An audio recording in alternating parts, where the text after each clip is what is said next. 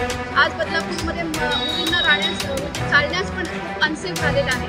गरजुले लोकांनी सांगता येईल की स्वच्छ सुंदर बदलापूरमध्ये आम्ही राहतो, अशी सिटी मला बनवायची आहे म्हणूनच मी आहे। आणि सर्वात प्रथम मी इथे नगराध्यक्ष या पदासाठी लढते, कारण मला बदलापूरमध्ये जो झालेला भ्रष्टाचार आहे, भ्रष्टाचार मला मिटवायचा आहे। सगळ्यात पहिली गर्दी आहे, फक्त इलेक्शन आलं की आश्वासन द्यायचं आणि 500 रुपये 1000 रुपये किंवा फार फार 5-5 हजार वाटायचे। आता असं नगराध्यक्ष या पदाकरता इलेक्शन लढण्याचं कारण हे आहे की जेव्हा आपल्याला सत्तेची आणि सिस्टीम शासनाची एक सपोर्ट मिळतो त्यावेळेस आपल्याला समाजकार्य करण्यास अजून मदत होते, आपल्याकडे एक पॉवर येऊन जाते आणि त्या पॉवरचा उपयोग करून आपण लोकांचं जे 10 पट भलं करू शकतो ते 100 पटीने करू शकतो। म्हणून मी आज नगराध्यक्षाच्या इलेक्शन करता लढते आहे। सामान्य लोकांनी जसं सांगितलं तिसऱ्या आघाडीच्या मेंबर्सना की मॅडमला अप्रोच करा, मॅडम कधी लढत नाही, त्यांना समाजसेवा करायची, तर खऱ्या समाजसेविकेला तुम्ही पुढे आणा, त्या नगराध्यक्ष झाल्या तर आम्हाला आवडेल।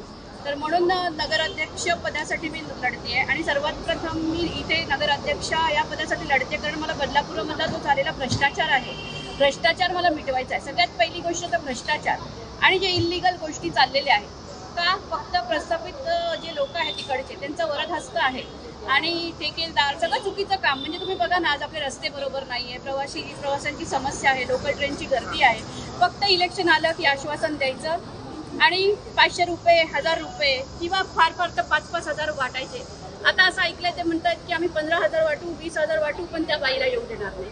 हे चुकीचं आहे, कारण जर एखाद्या व्यक्तीला मला माझ्या कॉन्स्टिट्यूशननी राईट दिलाय, माझ्या कॉन्स्टिट्यूशननी राईट दिलाय की इलेक्शन मी लढू शकते, तर तुम्ही काही करा, विजय सत्याचाच होणार।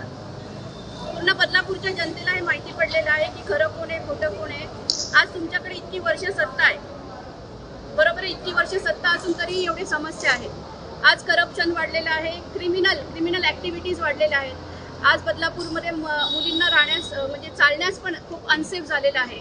गरजुले लोक फिरत असतात, जसं काही आपल्या समाज कार्यकर्त्यांनी विषय मांडला थोड्याच दिवसापूर्वी, ती गोष्ट खरी आहे।